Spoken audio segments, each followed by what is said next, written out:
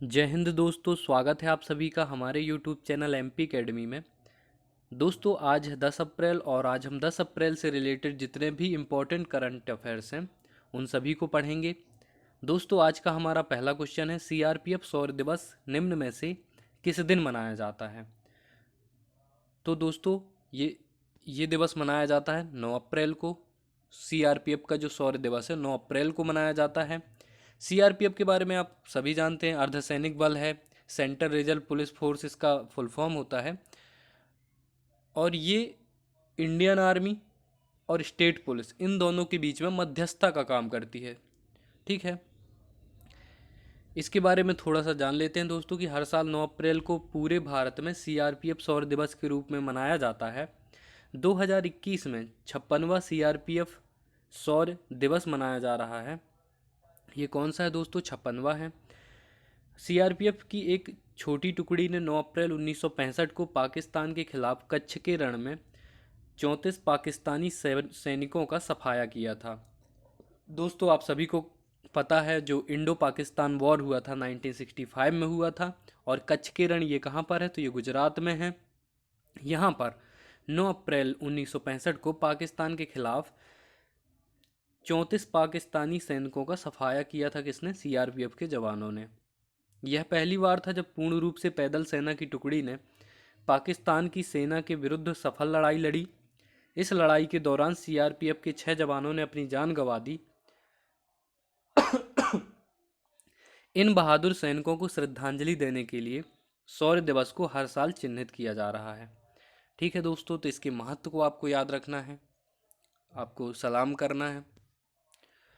Next है दोस्तों, निम्न में से किस टीम ने भारत के पूर्व हॉकी कोच हरेंद्र सिंह को अपना कोच नियुक्त किया है? तो दोस्तों ये नियुक्त किया है अमेरिकी पुरुष हॉकी टीम ने, जो कि बहुत ही गौरव का विषय है कि हमारे भारत के हॉकी कोच, पूर्व हॉकी कोच हरेंद्र सिंह जी को अमेरिकी पुरुष हॉकी टीम का कोच नियुक्त किया गया है। ठीक है, तो इसको याद रखना, ये पूछा जा सकता है। जान लेते हैं दोस्तों, भारतीय हॉकी टीम के पूर्व प्रशिक्षक हरेंद्र सिंह को अमेरिकी पुरुष टीम का नया कोच बनाया गया है। हरेंद्र को साल 2012 में द्रोणाचार्य अवार्ड मिल चुका है। वे 2017 से 2018 तक भारत की सीनियर टीम के कोच रहे हैं। इसके अलावा वह भारत की महिला टीम को भी प्रशिक्षण दे चुके हैं। तो देख सकते हैं दोस्तों, हरेंद्र सिंह जी का बहुत बड़ा योगदान रहा है हॉकी टीम का, चाहे वो पुरुष टीम हो या महिला टीम, सभी में उनका योगदान है। इसीलिए इसी योगदान और उनकी कुशल प्रशिक्षण को देखते हुए अमेरिकी पुरुष टीम का उनको कोच बनाया गया है। और 2012 में इनको द्रोणाचार्य अवार्ड भी मिल चुका है, जो कि कोच को मिलता है। किसी भी खेल से रिलेटेड कोच को दिया जाता है द्रोणाचार्य अवार्ड। नेक्स्ट है दोस्तों हमारा, भारत और किस देश ने 8 अप्रैल 2021 को सीमा पार से फैलाए जाने वाले आतंकवाद सहित आतंकवाद के तमाम रूपों की निंदा की है? तो दोस्तों ये की है भारत और मालदीव ने।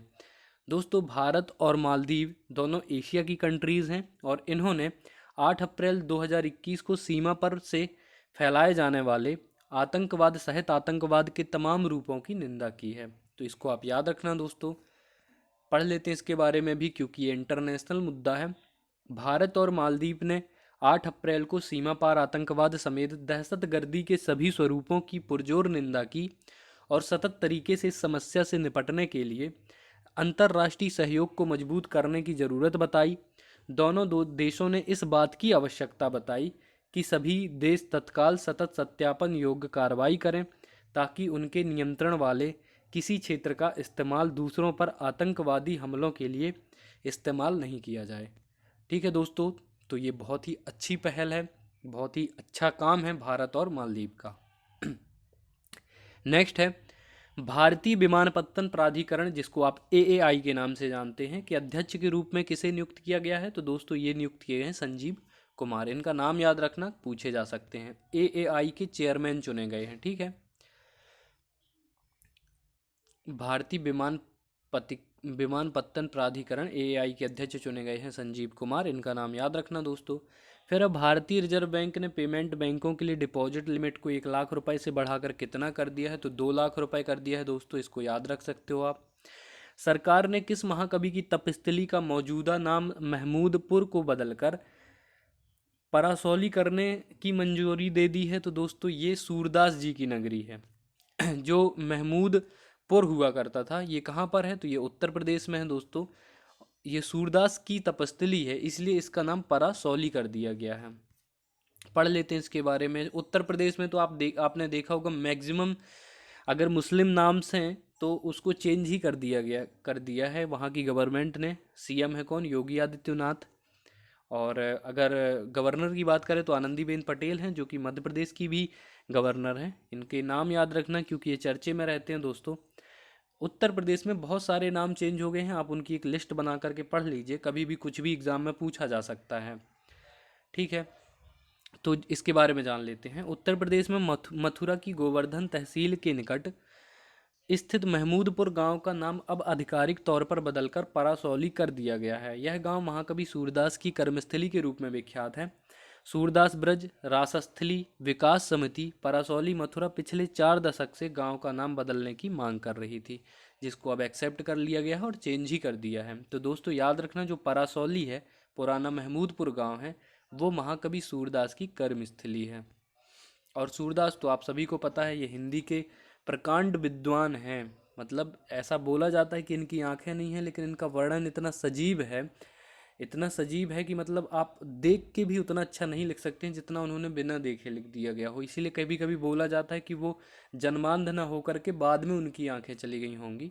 इतना सजीव चित्रण किया है बाल गोपाल की कलाओं का, उनके श्रृंगार का, उनकी श्रृंगार परक क्रियाओं का।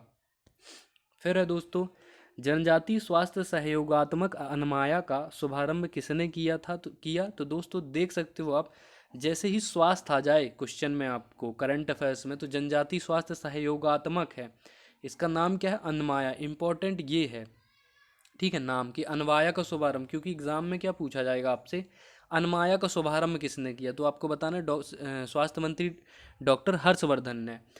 क्योंकि अगर जनजातीय स्वास्थ्य सहयोगात्मक अगर पूछेगा तो वो तो डायरेक्टली बन जाएगा, क्योंकि केंद्रीय स्वास्थ्य मंत्री डॉक्टर हर्षवर्धन सिंह है, तो ये बन जाएगा आपसे। ठीक है, तो इसको ऐसे याद रखना। ज़्यादातर कैसा पूछा जाता है, उसका नाम से पूछा जाता है कि अनमाया का शुभारंभ किसने किया, अनमाया का संबंध किससे है, तो ये जनजातीय स्वास्थ्य से है दोस्तों। ठीक है, अनमाया का संबंध किससे, जनजातीय स्वास्थ्य से है। अनमाया इसका शुभारंभ किसने किया, स्वास्थ्य मंत्री डॉक्टर हर्षवर्धन, ये केंद्रीय मंत्री हैं दोस्तों। जान लेते हैं इसके बारे में। केंद्रीय मंत्री स्वास्थ्य मंत्री हर्षवर्धन ने 7 अप्रैल 2021 को एक वीडियो कॉन्फ्रेंसिंग के माध्यम से जनजातीय स्वास्थ्य सहयोगात्मक अनमाया का शुभारंभ किया। यह बहुहितधारक पहल अनमाया भारत के आदिवासी समुदायों के स्वास्थ्य और पोषण को बढ़ाने के लिए विभिन्न सरकारी एजेंसियों और संगठनों के प्रयासों को बढ़ावा देगी। केंद्रीय मंत्री ने वरिष्ठ नेताओं को कोविड-19 के समान ही टीबी के रोग के लिए जागरूकता बढ़ाने का आह्वान किया है। उन्होंने यह भी उल्लेख किया कि जनजातीय समुदायों में प्रचलित अन्य महत्वपूर्ण बीमारियों जैसे कि सिकल सेल रोग, मलेरिया, एनीमिया और कुपोषण से निपटने का पूरा प्रयास किया जाएगा। नेक्स्ट है दोस्तों हमारा, तो दोस्तों यहाँ पर हमारे करंट अफेयर्स कंप्लीट होते हैं। डेली करंट अफेयर्स दोस्तों आप पढ़ा कीजिए, क्योंकि देखिए अगर आप मंथली पढ़ते हैं, एक माह में करंट अफेयर्स पढ़ेंगे तो वो बहुत सारे हो जाते हैं। आपको डेली डेली करंट अफेयर्स पढ़ना है, फिर इसके बाद मैं वीकली डालता हूँ, उसमें रिवाइज़ कर लीजिए 7 दिन का, और जब मंथली हम डालते हैं तो उसमें पूरा रिवाइज़ हो जाता है। इस तरीके से आप एक करंट अफेयर्स को 3 बार पढ़ते हैं हमारे साथ में, तो आपसे कभी भी गलती नहीं होगी, आपका सिलेक्शन सुनिश्चित होगा करंट अफेयर्स की वजह से। दोस्तों करंट अफेयर्स की कीमत उस बच्चे से पूछना जो 1 नंबर से बाहर होता है। ठीक है, तो पढ़ते रहिए। जय हिंद, जय भारत।